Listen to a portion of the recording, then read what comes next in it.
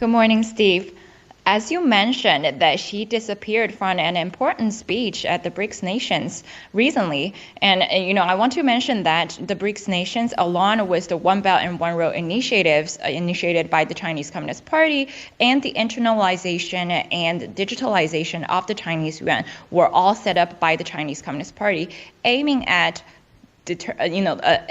opposing and bringing down the USD dollar systems that the CCP had long planned to leverage the internalization and digitalization of the Chinese yuan to monopoly the worldwide oil network, especially in Asia, Middle East, Eastern Europe, and East Africa, including Angola. The ultimate goal is to cut off and control the oil and gas transportation network, and so that they control the entire energy supply in the worldwide. And this was part of.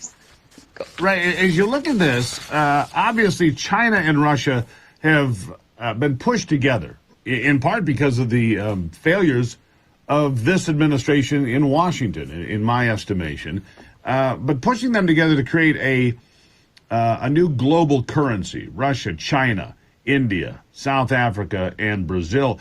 Look, I don't think that enough people on the planet trust China. They're already a currency manipulator. We know that. We know that they can't be trusted in negotiations oftentimes.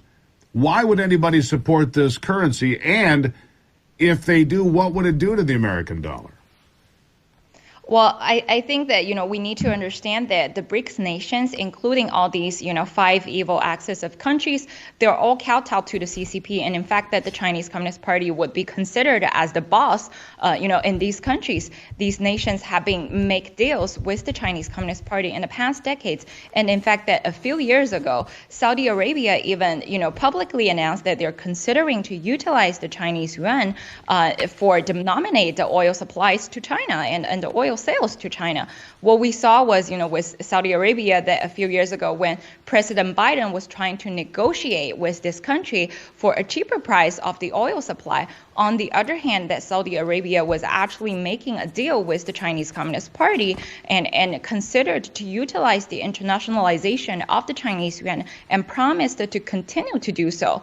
So on the one hand, that they're receiving not money but weapons from the U.S., but in turn Saudi Arabia replaced that with the weapons of the Chinese Communist Party.